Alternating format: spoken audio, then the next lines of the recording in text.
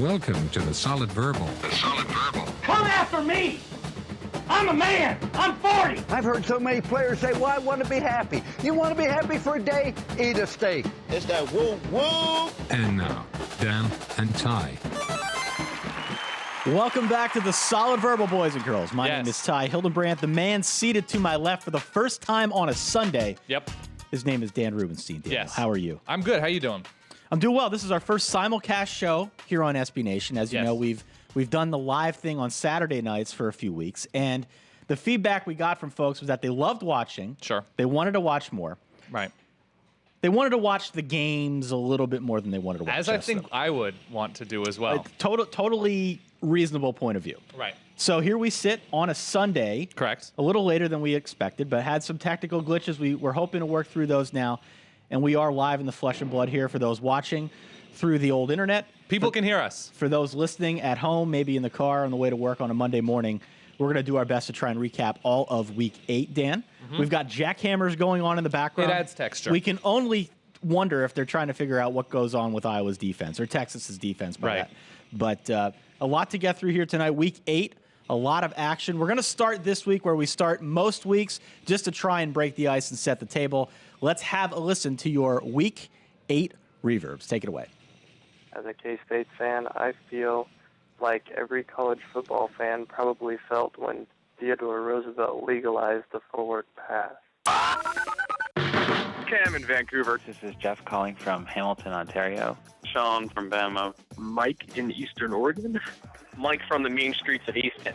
Hi, this is Karen, New York. Last several plays in this Auburn drive have gone false start, no gain, dropped for another 10-yard loss to make for a 4th and 30 or so. Alabama blowed out Tennessee, K-State blowed out West Virginia, and Florida blowed out South Carolina. The best thing in life is Chris Spielman breaking down Big 12 defenses, and I feel like I would personally foot the bill for Chris Spielman's salary to go full-time to the Longhorn Network just to hear him break down Texas defense. Finished watching this West Virginia, Kansas State. Totally the meltdown in Morgantown tonight. Jordan Freight Train Lynch, linebacker quarterback. God damn it, Texas secondary. Why can't you tackle someone? I mean, man, quit trying to arm tackle. Put your whole body into it. How can you let Baylor run all over us?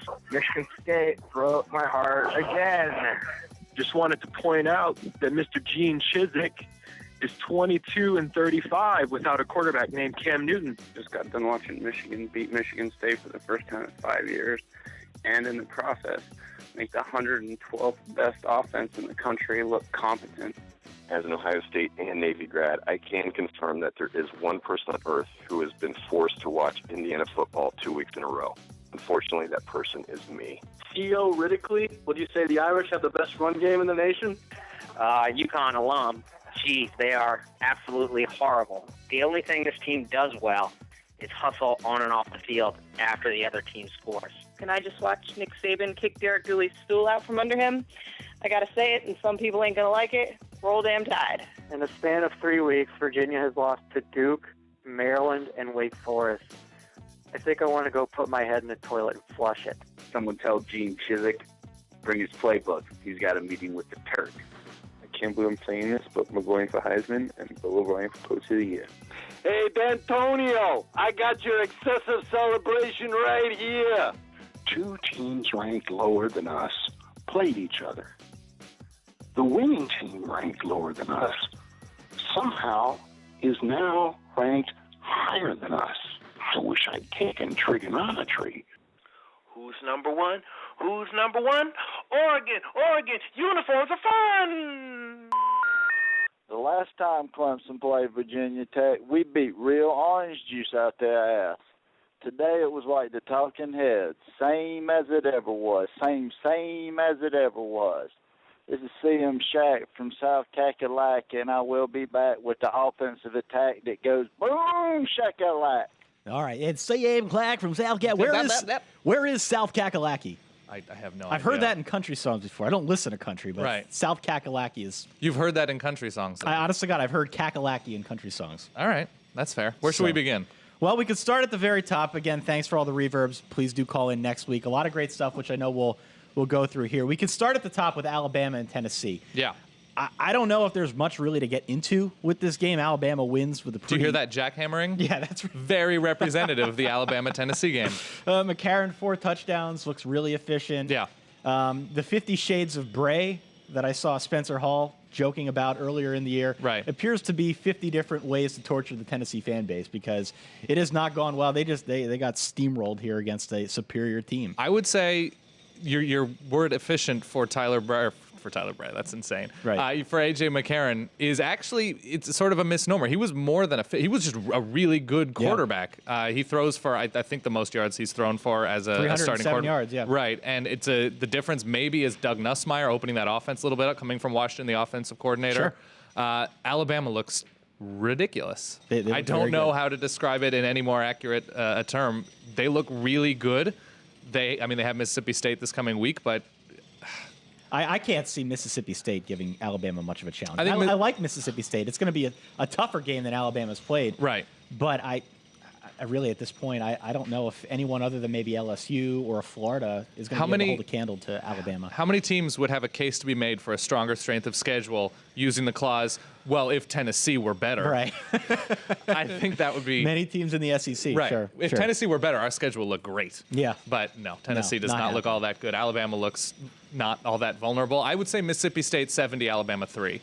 I think that's the realistic way to look at it. It's funny because coming into this game, I heard a few folks saying, well, Tennessee's got the offense. Right. Alabama's got to stop that. Cordell Tennessee, Patterson, 2 for 13 on third downs in this game. No. Held down, I think, in pretty good check by Alabama in that defense. So Alabama goes on to win the game. Not really much a surprise here. Derek Dooley coaching from a stool. Yeah.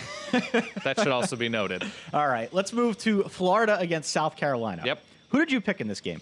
Florida. You took Florida. I took Florida. I like Florida as well. And my thinking was that South Carolina might come out flat. They had some injury woes they're trying to battle through. Right. A case of the flu apparently running rampant on the team. And did it show or what?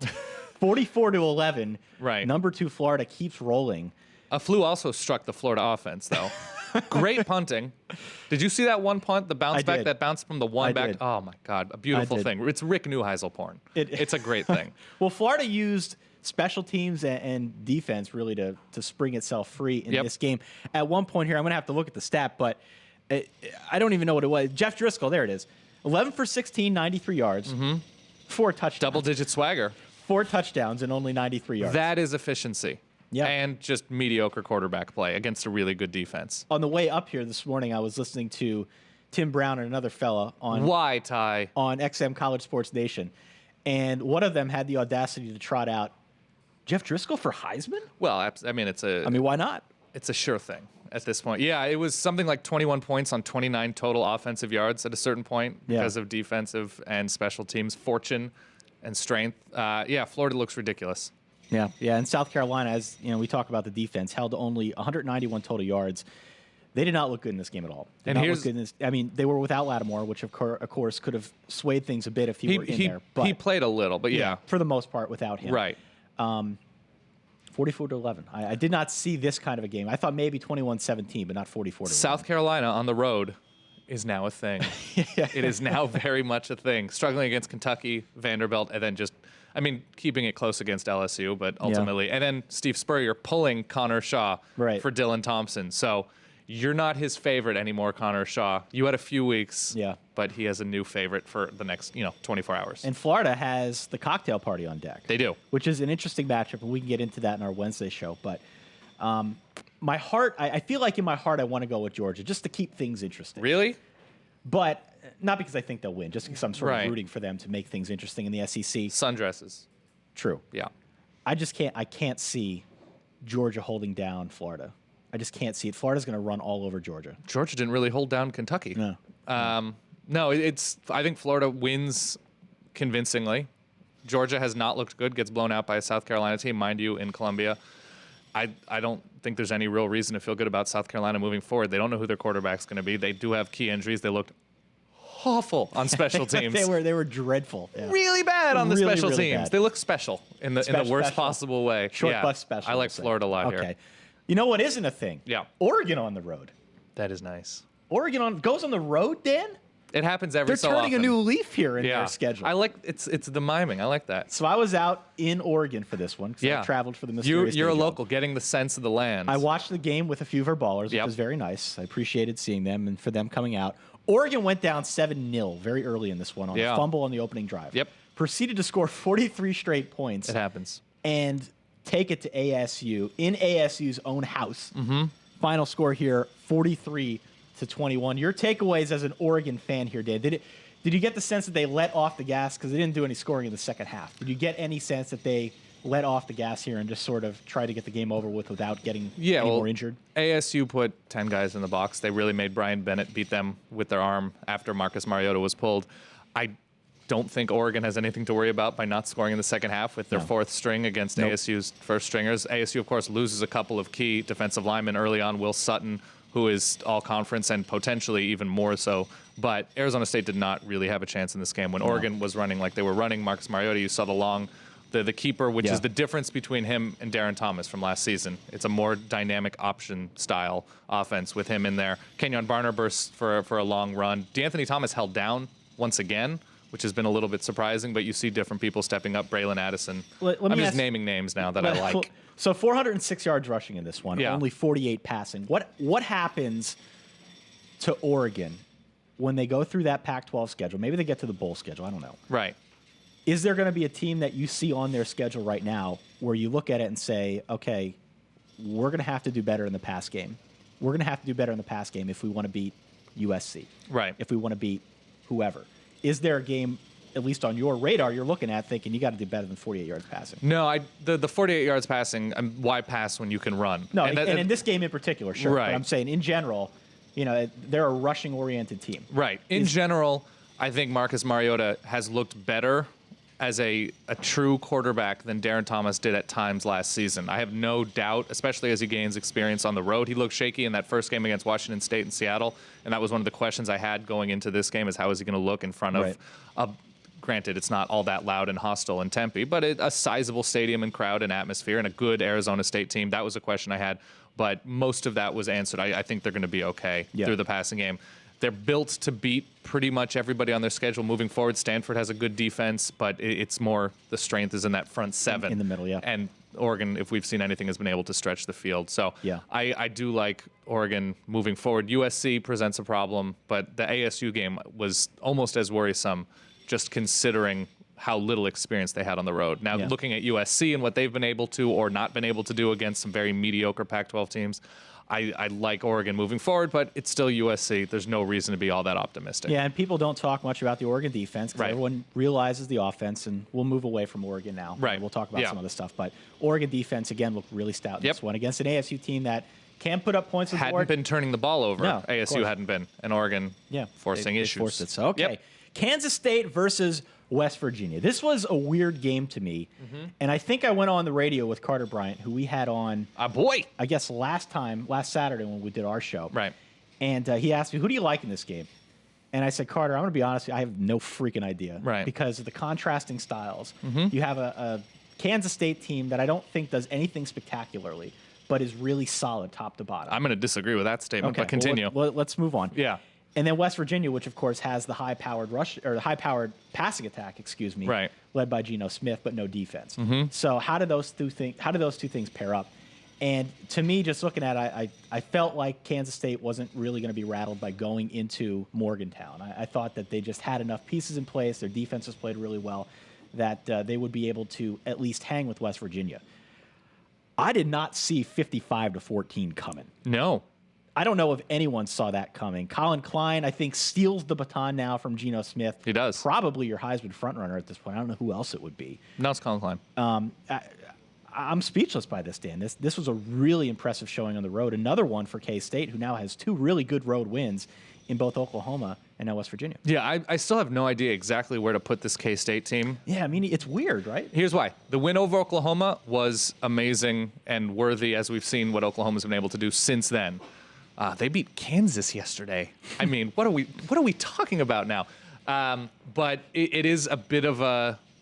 It's hard to know exactly what K-State is now that we've seen what basically Baylor and Texas and now West Virginia are skewing or inflating people are just going to look better against those teams. Yeah. So West Virginia looks great against Texas and Baylor, but what does that actually mean at this point after we saw what K-State was able to do? So easily K-State's the best team now in the Big 12, which is amazing. It's still amazing to me what Bill Snyder's been able to do there on both sides of the ball. They were able to be physical against West Virginia's wide receivers. We saw Stedman Bailey come into the game beat up, but even still, West Virginia getting nothing going. They make Geno Smith look confused. He threw 2 picks. He had 140 yards, which has been really uncharacteristic given what we've seen from him so far. So they obviously did something right in pass coverage. West Virginia also couldn't run the football either. Remember that Texas game? That was kind of how they cure for the common run game. Right. Yeah. I mean, that was sort of their thing in that game. It didn't happen at all here. And Kansas State finished with Baylor and Texas. A lot of yards. That's going to be good for the offense. Yeah. That's going to be good for Collin Klein if he wants to win. That's a very good way to finish the season. Okay. Yeah. I didn't see it coming, but number 4, K-State. Yep. 55-14 over West Virginia. That brings us to another top 5 team. What you got for me? Who was in action on Saturday. Notre Dame 17, BYU 14, Dan. Oh, it's fun for me. Thoughts? This was a trap game. This had trap game written all Is that over what it was? This was the old letdown look ahead sandwich. It was the letdown look ahead sandwich against BYU, a team 120th in the country in offense on the road. But not on Saturday. That's right. That's right. Yeah, Notre Dame came out. They looked very flat, especially the passing game. Oh. Let me ask you this. Does Everett Golson make a difference in that game? How much different is Notre Dame as an offensive football team with Everett Golson against this BYU team? Well, Golson can make plays with his legs. Right. And that's something Reese clearly cannot do. Right. He tried on rare occasion yesterday, but wasn't able to have much success. And when you've got a guy back there, a dual threat guy like Golson, that makes defense all the more challenging. BYU, if they have anything, actually has a pretty decent defense. Especially against the run. Yeah. Sure. So I think having someone like Golson who can at least help you get to the edge with a speed option or something like that, they just didn't have that in their playbook. We saw they kind of teetered a little bit with Andrew Hendricks, brought him in for a special package. But Hendricks gives them more of that, Reese doesn't. And so that I think made it a much different game plan for Notre Dame, and it looked like they were ill-equipped to run it with Reese. For as good as he's looked in the clutch, Reese looked awful yesterday for most of the game. He got a few big throws together. He went at least a couple quarters without completing a pass. Yeah, I mean, he did not look at all like the Reese we have hoped we might see if he came in the starting capacity. No, obviously another nice performance from the Notre Dame defense. Dominant even performance. I mean, BYU scores 14 points. Is my math correct? Yeah. Yeah. So 14 points. Where is the concern for you then going forward with Notre Dame? Well, my concern is if they're going to play quarterback bingo with 3 quarterbacks. Right. You've heard the expression, you have 2 quarterbacks, you have none. Right.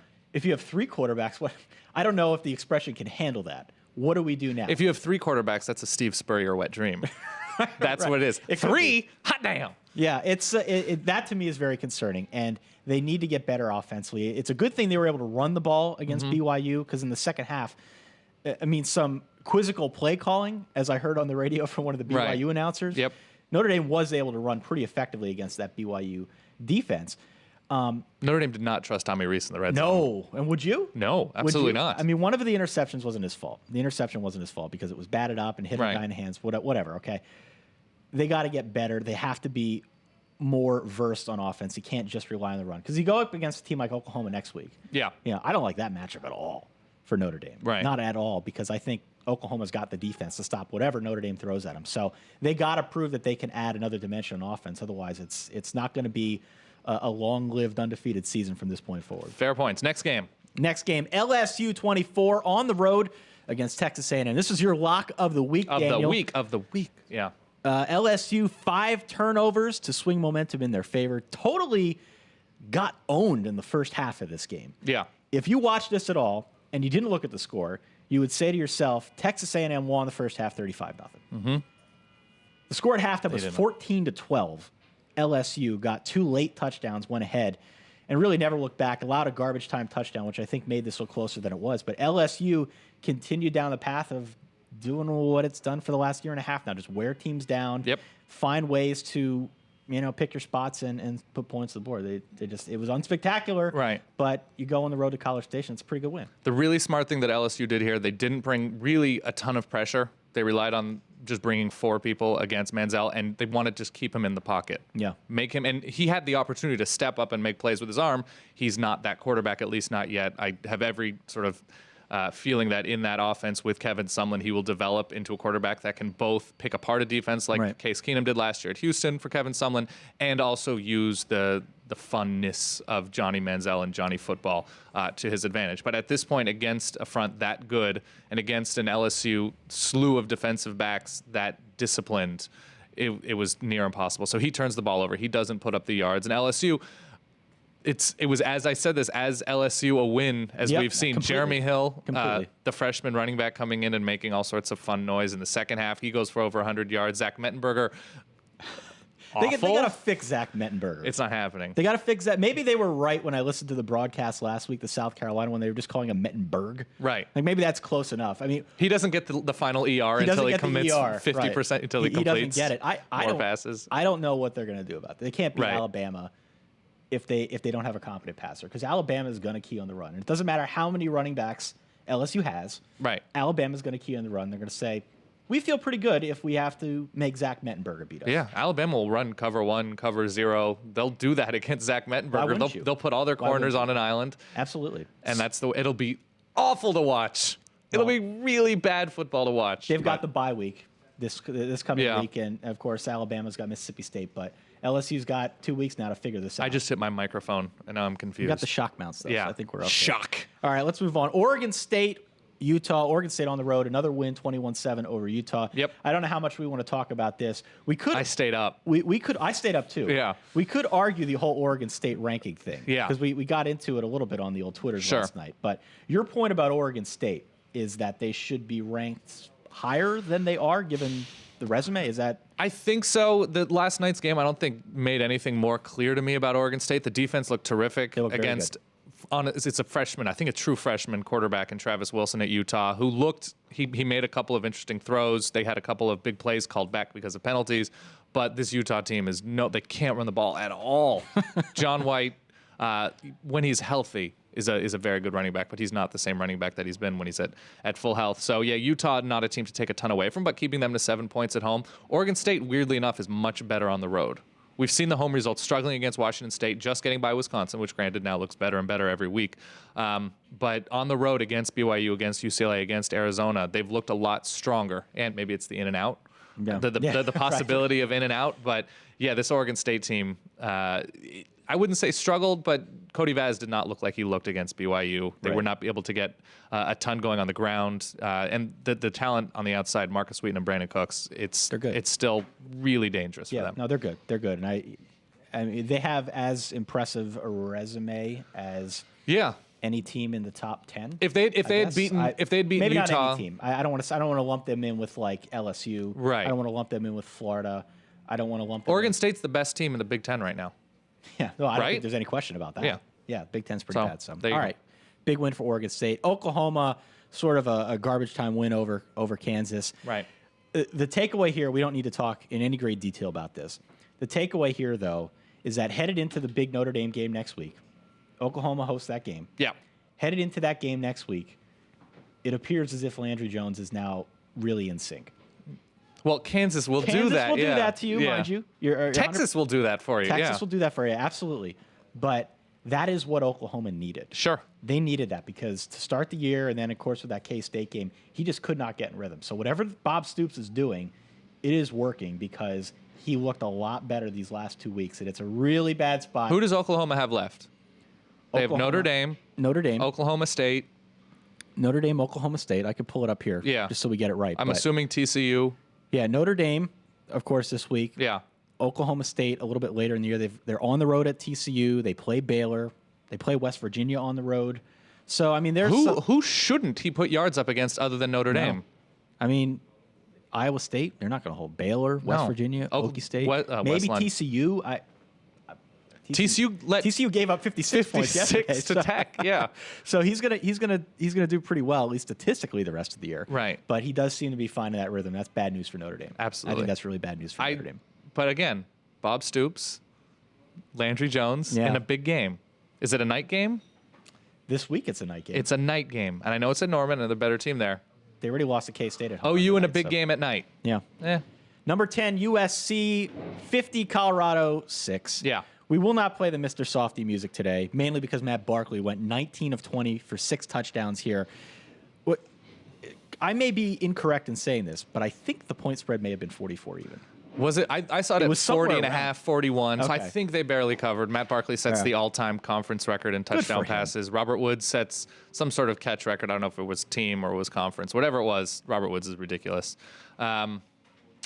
My question about USC now is, as I see the rest of the conference play out, and I see Arizona pour a ton of points onto Washington in the late-night Bat Country game. All over Arizona over USC. Arizona- Straight up, I don't need points. Really? Arizona is winning that game. That's a 3:30 Eastern time. I am all over Arizona. In the Tucson Sun this All over. coming week. Yeah. You love Arizona straight up against USC. I loved Arizona 3 weeks ago against USC. They're- I like them more now. They're built well enough for USC, given that USC has had struggles with defensive back depth. Yep. Moving Josh Shaw, safety, up to corner where he started yesterday, got burnt a little bit by Colorado.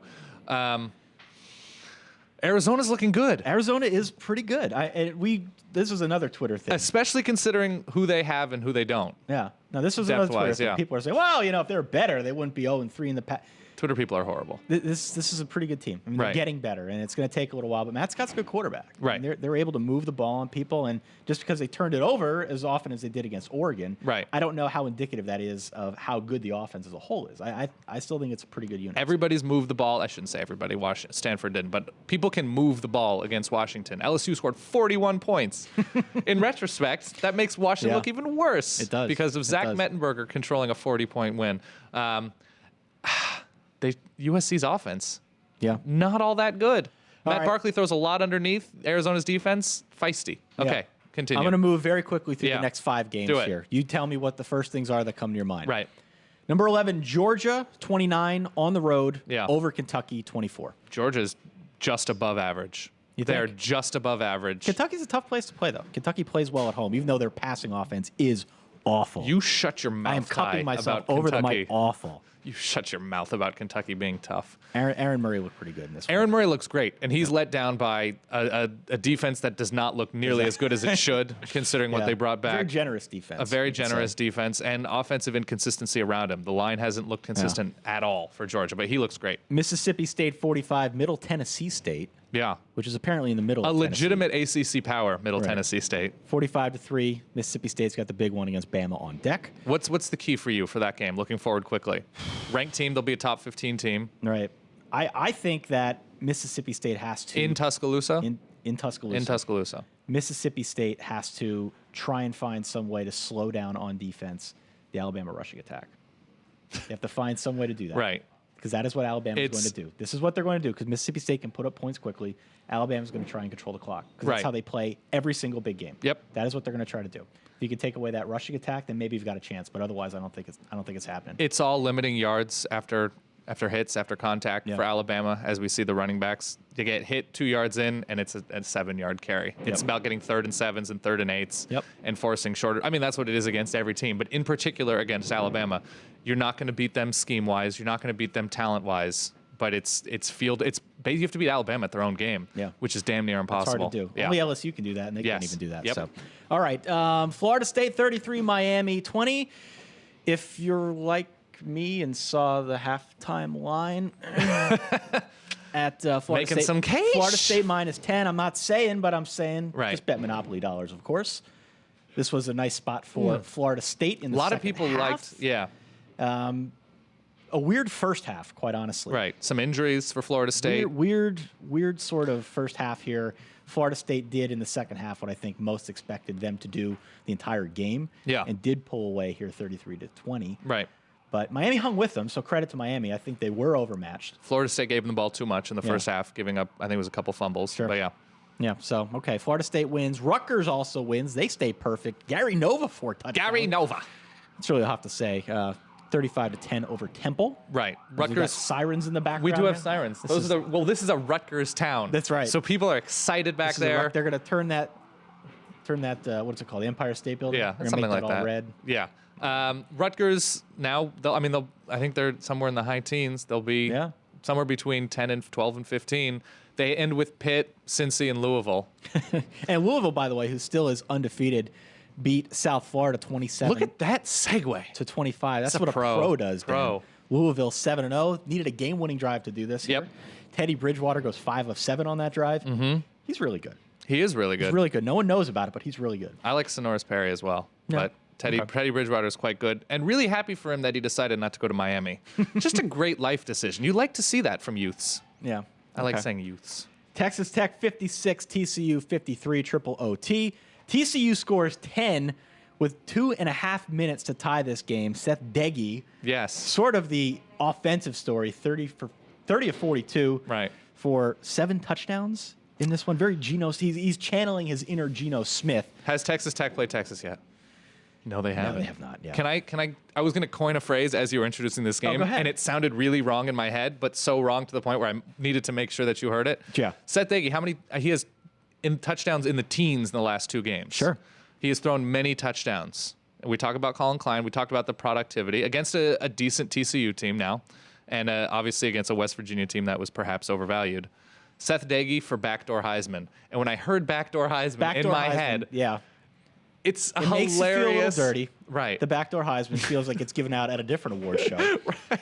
But what would that trophy look like? I don't even want to know. That's the question. Yeah, I don't even want to know. 28 touchdown passes though so far on the season. So he's yards on yards and yards, touchdowns on touchdowns. Yeah, Seth Deggy looking quite good. Texas Tech with a feisty defense at times. At times. At right? times. Right. Selective defense. Yeah. That's the way it works with them. But I mean, that's great improvements. They've only got 1 loss now.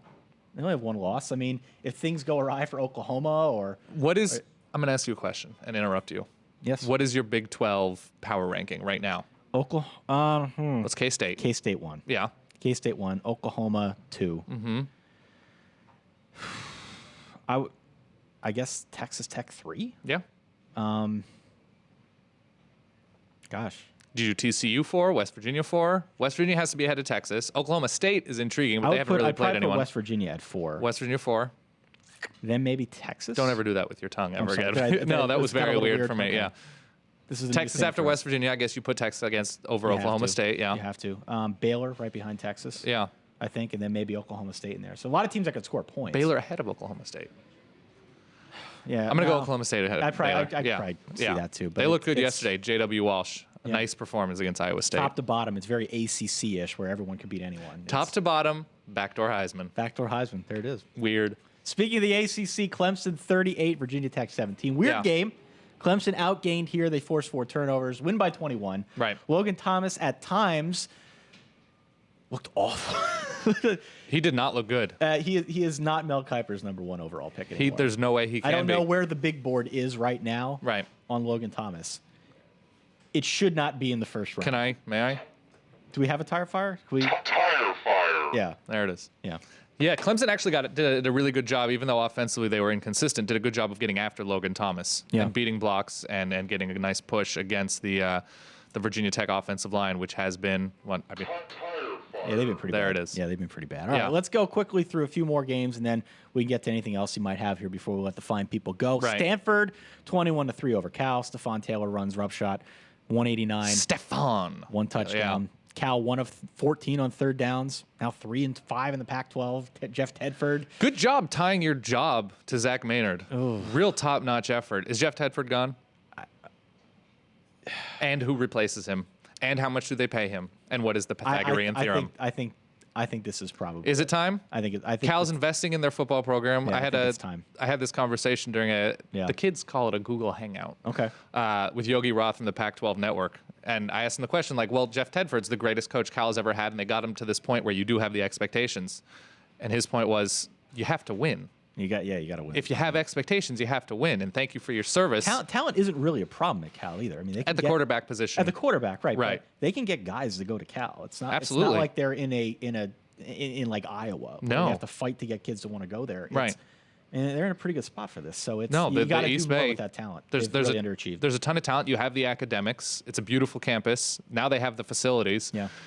It's not good enough to just barely. It's not good enough to peak at the Holiday Bowl. Toledo 29, Cincinnati 23. This one came out of left field. Go Rockets. Boise 32-7 over UNLV. Ranked slowly creeping. Boise State. Oklahoma State 31-10 over number 23 Iowa State. This was on the road. J.W. Walsh, our boy. A boy. Hanging 410 on the Cyclones. Okie State going for 625 in total yardage. Yeah, balanced attack. Joe Randall has a nice day himself. And then, of course, there is the Texas-Baylor game. 106 total points. The Texas defense looking stout here. Yeah. Or not. This was my lock. So, again, we hit our locks. How many weeks has it been since we missed a lock? It's been a number. You went Baylor plus 11 in this game. What was my lock? I don't even remember. You had LSU minus 3. LSU minus 3. We're making people money. We are haven't making lost in America 5 money. Weeks here. Of course, I jinxed it now. We're going to... Obviously. We'll not get anything right next week, but... Can I ask you this? Of course. And people think that I take giant poops over Texas for them, and I don't. How different would Texas's defense be if 9 of their defenders were armless? Like, if before the game there was some sort of industrial accident in the Texas locker room. Right. And basically their tackling strategy is to launch themselves into players. It's already a pillow fight on defense. Right. So this wouldn't be much of a... We have Will, our producer, saying Texas always number 1. He's ridiculous. It's a pillow fight on defense right now. They're just slapping at people trying to get them to fall on the ground. So, I think the American Disabilities Act, it would be like a boon for them to see a few armless defenders for Texas. Texas defense is going to start being part of like charity functions, like they do wheelchair basketball. That's what Texas defense is headed towards. Oh, right now. I love it so much. I love it. It's fun. But they win this one over Baylor. Right. Baylor did what Baylor does, gave up a lot of points, scored a lot of points. I forget what the score was at halftime, but it was like, oh God, not again. Right. Not again. Not this again. Yeah. How do you think Baylor feels, by the way? Yeah. How do you think the offensive coordinator at Baylor feels? They're putting up points like crazy, and they can't win because they can't stop. They cannot stop, and they should be able to do better than this because, I mean, they get off the field quickly on offense, and I get that the defense is playing more plays than normals. I love all the construction sounds behind us. Yeah, no, this is good. I like this. This is good. It's industrial. Yeah. Yeah. Next. So, all right, that does it for the top 25. We can run very quickly through a few of the other games here. Auburn loses again, but they cover, I believe, against Vanderbilt. They're really just playing against a point spread. Tiny victories. 17-13 on the road. Auburn's worst start since 1952. Yeah. That is not going to bode well for the Gene Trizik, whatever his name is. It doesn't even matter anymore. Gene Chizik supporters or non-supporters out there. Right. Things are getting a little bit dicey in Auburn, Alabama. 1-6 start. You know who they need? Jeff Tedford. John Gruden's already starting up the hype machine. Yep. You just start hearing him talk about going to college any day now. Let's see what else. Penn State. Did you watch the Penn State game at all last night? I have it on my DVR. I have not seen it yet. Iowa is awful. They're real bad at the footballs. They are awful. But Penn State looks really good. A friend of mine sent a text to me here while we were doing the live show. Penn State's still not ranked, not really getting much in terms of love from the polls. Penn State has looked really good among all the Big Ten teams. And I realize it's all a relative scale when you're talking about the Big Ten. Yeah. I get it. Whatever. Penn State, also a team that has lost to Virginia. They lost to Virginia and they lost to Ohio. Right. Could very easily be undefeated. I don't care about the Ohio game. The Ohio's a good easily team. be undefeated at this point. And maybe they should, but they're not. Right. Notre Dame. Penn State, squaring off against Ohio State next week. Yeah. Ohio State, a team with Braxton Miller, and he apparently is okay, but he was hospitalized in that game after suffering some sort of upper body injury. That's how vague they are. But Kenny Guyton wins that game for Ohio State. I know we didn't talk about that game. Oh, that's right. Yeah, 29-22. Right, because you're looking at BCS hogwash. Right. I just said hogwash because I'm 173 years old. Ohio State, Penn State. First of all, Ohio State's defense, the cure for the common stalled drive. Yeah, right. Matt McGloin. Do you wish Matt McGloin was a Fighting Irish? No. Really? No, of course not. Here's the thing. It really makes you wonder, though. It really makes you wonder. Matt McGloin now has, presumably, someone who knows how to coach a quarterback. Yep.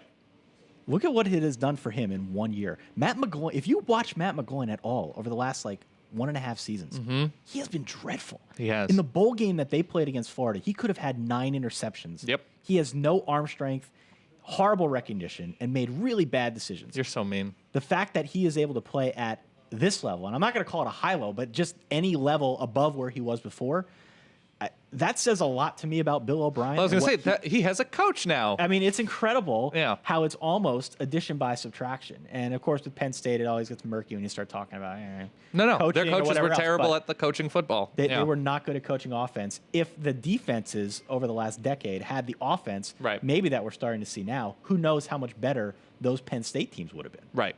So it's, I don't know. Nebraska also staying in. No, you know what? Let's go to Michigan State, because that game set football back about 20 years. 12-10. Yeah. Your final score here. You know, the in-state rivalry and everyone gets all hopped up for it. What an awful football game here. How many times do you think, I don't know if this is on sports radio in Ann Arbor and Michigan and the Midwest, or just Michigan fans talking to each other, or even just teammates talking to each other on the Michigan team. How many times do you think a sentence has started with, look, we love Denard. We're falling down here. We're falling down. That's good. There goes That's Oregon. Good. Yeah. Does it start with, look, we love Denard Robinson. He's been great. He's electric. But it's time. Yeah. It is time because the defenses looked good. I mean, all defenses look pretty good against Michigan State. But Michigan's one of those teams that I think is going to get. Can we get a producer here to walk? Come on in, I Robbie. want you to can just on put camera. it back up. That's good. This is Robbie. We're good. For those audio listeners, our backdrop fell down in Yeah. it. And Robbie's graciously. I'm taking that as a terrible sign for Oregon football. Robbie, there you go. Wave to the crowd. Yeah. Robbie's going to help us out here. Talking about Big Ten here. Talking about Right. you know, all these things. Let me ask you this. Now, we're talking about Denard Robinson, right? Yeah. Go Pats. There you go. All right. That was weird. It's a Sunday. That was unnecessary. Someone dock his pay. Yeah. We talked about the Big Ten All-Star team. Who quarterbacks the Big Ten All-Star team? Yeah. Well, Denard Robinson, look what he did. Nope. I mean, he put up yards, but obviously they only scored 12 points. So what? Braxton Miller may be dead. They're saying he's okay. Wow. But looked like he was dead for a little bit yesterday. Right. Everything's coming up Matt McGloin right now. Or Taylor Martinez. It could be Team Magic. Could be Team Magic. They rallied, of course. They get Northwestern on a late touchdown. Right. That was a weird game, too. Right. Weird game, too. And Northwestern probably should have won that game. Yeah. I mean, They covered. They covered the spread. They covered, but yeah, Northwestern blew that game.